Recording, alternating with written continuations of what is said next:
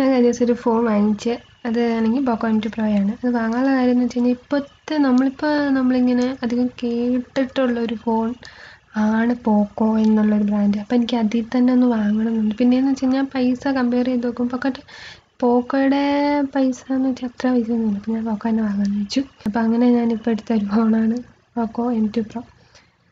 ഇതിപ്പോൾ എടുത്തിട്ട് ഒരാഴ്ചയായി. പിന്നെ അന്ന് ഞാൻ വീഡിയോ എടുത്ത് വെച്ചു, പിന്നെ ഇടണോ വേണ്ടയോ എന്നൊക്കെ വിചാരിച്ച് ഇനി ഇന്നിട്ടതാണ്. എനിക്ക് നല്ലതായിട്ട് ഇഷ്ടപ്പെട്ടു കേട്ടോ. അത്യാവശ്യം ഗേൾസിനൊക്കെ തന്നെയാണെങ്കിലും ഉപയോഗിക്കാൻ നല്ലൊരു ഫോൺ തന്നെയാണ്.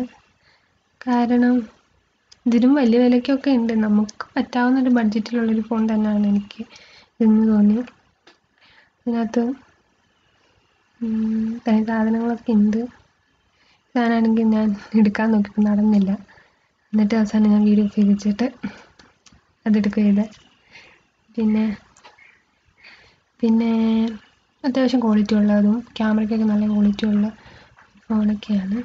ഞാനൊക്കെ എന്ന് വെച്ച് കഴിഞ്ഞാൽ ഒരു ഫോണൊക്കെ വാങ്ങിച്ചു കഴിഞ്ഞാൽ അതിൻ്റെ അങ്ങേയറ്റം കണ്ടിട്ടേ വേറെ ഫോൺ വാങ്ങത്തുള്ളൂ. അതുകൊണ്ട് തന്നെ എനിക്കൊക്കെ ഇത്രയും വിലയുടെ ഒക്കെ ഫോൺ തന്നെയാണ് ആവശ്യമുള്ളൂ. അല്ലാണ്ട് വേറെ പലരുടെയും കൂട്ട് ഇങ്ങനെ വലിയ വിലയുടെ ഫോണൊന്നും വാങ്ങണതിന് എനിക്ക് താല്പര്യമൊന്നുമില്ലായിരുന്നു. എനിക്ക് അത്യാവശ്യം അഡ്ജസ്റ്റ് ചെയ്യാവുന്ന ഒരു പൈസയിലുള്ളൊരു ഫോൺ തന്നെയാണിത്. ഇതിലെടുത്ത ഫോട്ടോസൊക്കെ ഞാൻ കാണിക്കാവേ.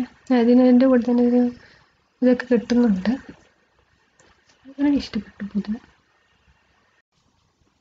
ഇതൊക്കെ ഇതിലെടുത്ത ഫോട്ടോസും വീഡിയോസും ആണ്.